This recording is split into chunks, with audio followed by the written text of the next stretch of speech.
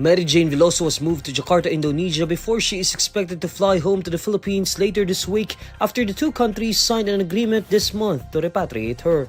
According to an Agence France-Presse journalist present during the transfer, officers picked up Veloso from a women's prison in Yogyakarta province in eastern Java Island before transporting her on late Sunday, December 15 to another prison in Jakarta. From Jakarta, Veloso will eventually be flown back to the Philippines at a later date. Indonesian government officials say her transfer to the Philippines could take place as early as Tuesday. Foreign Affairs Ministry spokesperson Roy Sumirat says they do not yet have any formal information from their law enforcement agency on the details of Veloso's transfer. Meanwhile, the Philippine Embassy in Jakarta did not respond to a request for comment on Veloso's recent transfer. Veloso was arrested and sentenced to death in 2010 after the suitcase she was carrying was found to be lined with 2.6 kilograms of heroin. Veloso and her supporters said she was duped by an international drug syndicate.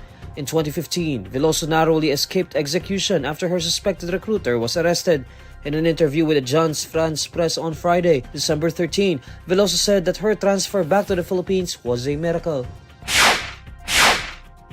Despite having zero subsidy for 2025, the Department of Health says the Philippine Health Insurance Corporation still has a 150 billion peso surplus from its 2024 budget. In an interview with Teleradyo on Monday, December 16, DOH spokesperson Assistant Secretary Albert Domingo assures PhilHealth members that the agency still has a 150 billion peso surplus that may be used to improve existing benefits.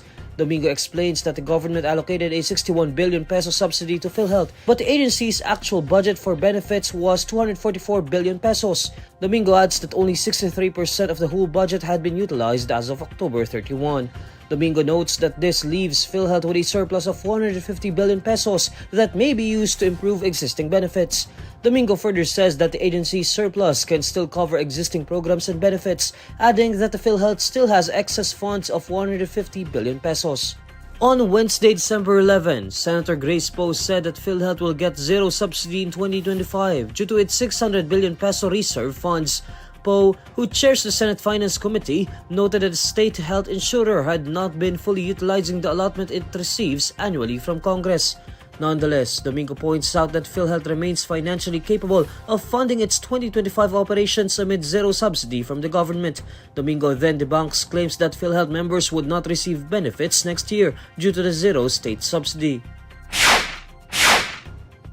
The University of the Philippines reclaimed their place as UAAP men's basketball champions after beating De La Salle University.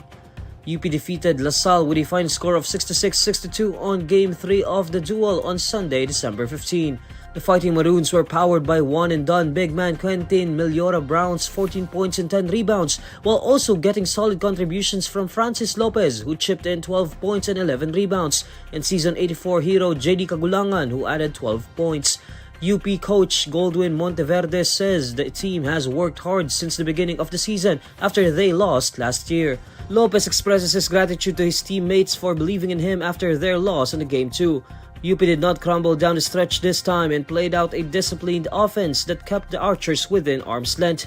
Quentin Meliora Brown, the one-and-done big man recruited for Inside Muscle, hit 2 free throws to round out scoring and ignite a crazy celebration in the stands among the UP faithful.